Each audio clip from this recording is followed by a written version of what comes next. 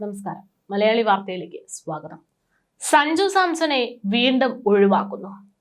വലിയ വിവാദങ്ങൾക്കിടയിലൂടെ ആയിരുന്നു സഞ്ജു സാംസന്റെ കഴിഞ്ഞ കുറച്ചധികം കാലമായിട്ടുള്ള പോക്ക്.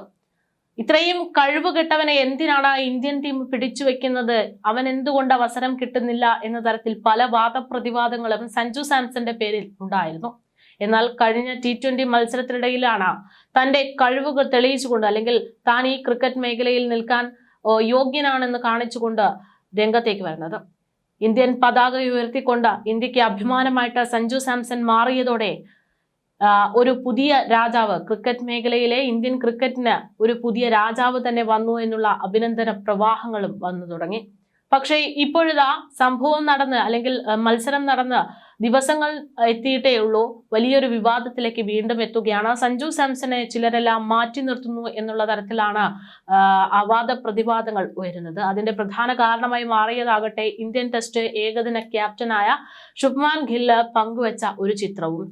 T20 ലോകകപ്പ് കിരീടം ചൂടിയ ടീമിനെ അഭിനന്ദിച്ചുകൊണ്ട് ഇന്ത്യൻ ടെസ്റ്റ് ഏകദിന ക്യാപ്റ്റനായ ശുഭ്മാൻ ഗിൽ പങ്കുവച്ച ചിത്രത്തിൽ സഞ്ജുവിനെ കാണാനില്ല എന്നുള്ളതാണ് അവനെ ഒഴിവാക്കി എന്നുള്ള ആരോപണങ്ങൾക്ക് പ്രധാനപ്പെട്ട കാരണം. കിരീടവുമായി ടീം അംഗങ്ങൾ നിൽക്കുന്ന ഗ്രൂപ്പ് ഫോട്ടോയിൽ സഞ്ജു എവിടെ എന്നുള്ള ചോദ്യത്തിന്, അല്ലെങ്കിൽ മലയാളി താരമായ സഞ്ജു സാംസനെ അംഗീകരിക്കാൻ ഇന്ത്യൻ ടീമിന് മടിയാണല്ലോ എന്നുള്ള ആക്ഷേപമാണ്. ഗില്ല് സഞ്ജുവിനെ മനഃപൂർവ്വം ഒഴിവാക്കി എന്നുള്ളതാണ് ഇതോടുകൂടെ സമൂഹ മാധ്യമങ്ങളിൽ വലിയ രീതിയിൽ വിമർശനങ്ങൾക്ക് വഴിവെക്കുന്നത്. ആരാധകർ ചേരിതിരിഞ്ഞ് ഇതോടുകൂടെ പോരു തുടങ്ങി എന്ന് വേണമെങ്കിൽ ചുരുക്കി പറയാം. ടീമിലെ എല്ലാ താരങ്ങളും കിരീടത്തിനൊപ്പം പോഡിയത്തിന് നിൽക്കുന്ന ചിത്രം ഗില്ല് ഇൻസ്റ്റഗ്രാമിലൂടെ പങ്കുവെക്കുകയും ചെയ്തിട്ടുണ്ട്. എന്നാൽ ഈ ചിത്രത്തിൽ ടൂർണമെന്റിലെ പെർഫോമർ ഓഫ് ദ മാൻ ആയിട്ട് മാറിയ, ടൂർണമെന്റിലെ മികച്ച താരമായി മാറിയ, മികച്ച താരമെന്ന് തിരഞ്ഞെടുക്കപ്പെട്ട സഞ്ജു സാംസൺ ഉണ്ടായിരുന്നില്ല എന്നുള്ളത് ശ്രദ്ധേയമാണ്. ക്യാപ്റ്റൻ സൂര്യകുമാർ യാദവ് ഉൾപ്പെടെയുള്ള മറ്റു താരങ്ങൾ പങ്കുവച്ച ചിത്രത്തിൽ ബുംറയ്ക്ക് പിന്നിലായി സഞ്ജുവിനെ കാണാൻ സാധിക്കുന്നുണ്ട്. പക്ഷേ പെർഫോമർ ഓഫ് ദ മാൻ ആയിട്ടുള്ള അയാൾ എവിടെ, സഞ്ജു എവിടെ എന്നുള്ളതാണ് ചോദ്യം. ഗില്ല് പങ്കുവെച്ച ഫോട്ടോയിൽ സഞ്ജു ഇല്ലാത്തത് മനഃപൂർവ്വമാണ് എന്ന് ആക്ഷേപം ഉയരുന്നു. സഞ്ജുവിനെ ഗില്ല് ഫോട്ടോയിൽ നിന്ന് ക്രോപ്പ് ചെയ്ത് മാറ്റി എന്നുള്ള ആക്ഷേപമാണ് നിലവിൽ ഉയരുന്നത്. സഞ്ജു എവിടെയാണ് എന്നുള്ള ചോദ്യങ്ങൾ സമൂഹ മാധ്യമങ്ങളിൽ ഒന്നടങ്കം ഉയരുന്നുണ്ട്. പ്ലെയർ ഓഫ് ദി ടൂർണമെന്റിനോട് ഇത്രയും അസൂയ എന്തിനാണ് എന്നുള്ളതാണ് ഇത്തരത്തിൽ ആരാധകർ ചോദിക്കുന്നത്.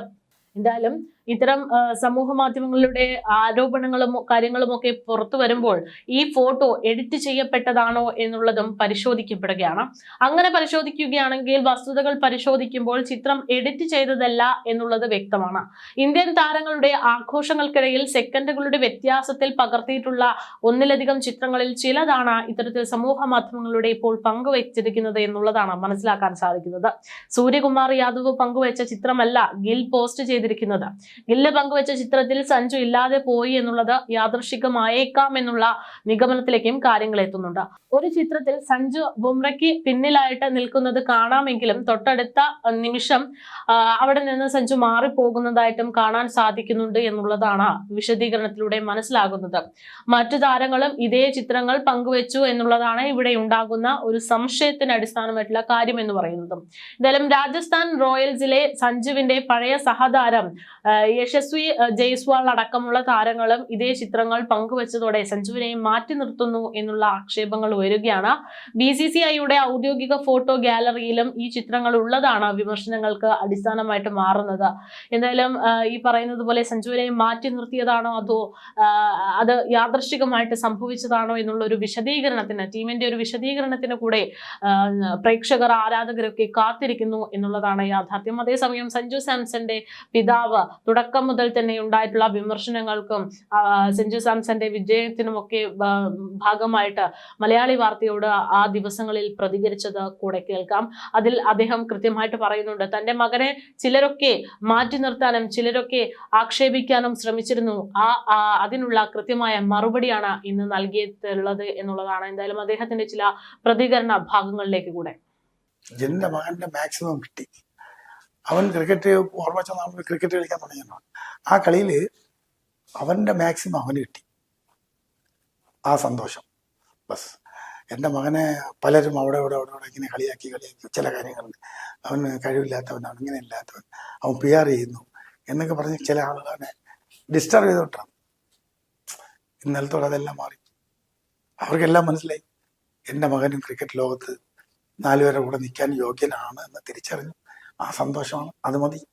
ഇത്തരം വിമർശനങ്ങൾ വരുന്ന സമയത്ത് സഞ്ജു പറഞ്ഞൊരു വാക്കുണ്ട്, ഇപ്പോ ക്യാപ്റ്റനോട് മത്സരിക്കുന്നതല്ല, ഞാൻ ഈ ക്രിക്കറ്റ് ഫീൽഡില് യോഗ്യനായിട്ടുള്ള ഒരു പോരാളിയാണെന്ന് തെളിയിക്കുന്നിടത്താണ് എന്റെ വിജയം എന്നുള്ള സ്റ്റേറ്റ്മെന്റ് പറഞ്ഞിരുന്നു. ആ ഒരു കാര്യം തെളിയിച്ചു കൊടുത്തൊരു സമയമല്ലേ?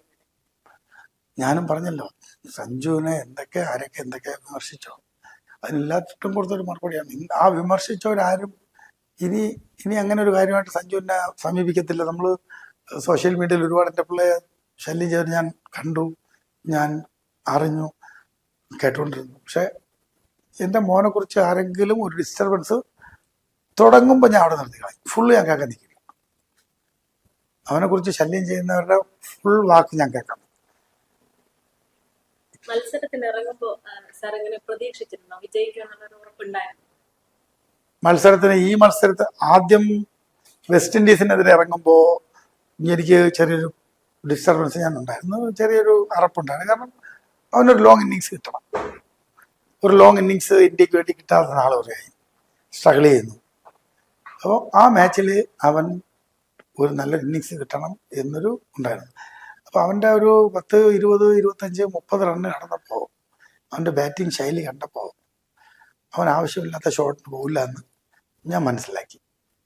അപ്പോൾ അവൻ കളിയിൽ തിരിച്ചു വന്നു. ഇനി അവൻ ഇങ്ങനെ തന്നെ പോകും. എക്കാലമൊക്കെ അവൻ ക്രിക്കറ്റ് കളിക്കുമ്പോൾ ഇങ്ങനെ തന്നെ പോകും. എനിക്ക് പേടിയൊന്നുമില്ലായിരുന്നു. ഫൈനലിൽ എനിക്ക് പേടിയില്ല. കാരണം എതിരാളി ന്യൂസിലൻഡായിരുന്നു. എനിക്ക് അവിടെ ഒരിക്കലും പേടിയില്ല. എൻ്റെ മോൻ അടിച്ചതുണ്ടോ ജയിച്ചതുണ്ടോ കപ്പടിച്ചുകൊണ്ടോ പറഞ്ഞല്ല, സത്യസന്ധമായി ഞാൻ പറയുന്നു, എതിരാളിയിൽ ന്യൂസിലൻഡ് ആയതുകൊണ്ട് 5 കളി അതിനു മുമ്പ് അവരിൽ നിന്ന് അവൻ പരാജയമേറ്റ് വാങ്ങിയത് കൊണ്ട് ഇവിടെ അവൻ അവരെ തിരിച്ചടിക്കുമെന്നൊരു വിശ്വാസം സാംസന്റെ മകൻ സാംസൺ അങ്ങനെ ഒരു വിശ്വാസവും ഒരു കരുതലും ഉണ്ട്. അപ്പൊ എൻ്റെ മകൻ 5 ഫെയിലായി, 6ാമത് അവൻ ഫെയിലാകില്ല, അവൻ ഇന്ന് നിൽക്കും, അവരെ എതിരിടും, അവർക്കെതിരെ നന്നായി കളിക്കും എന്ന് ഇതിന്റെ പിന്നിലുള്ള 2 ഇന്നിങ്സും എനിക്ക് പ്രൂവ് ചെയ്തു.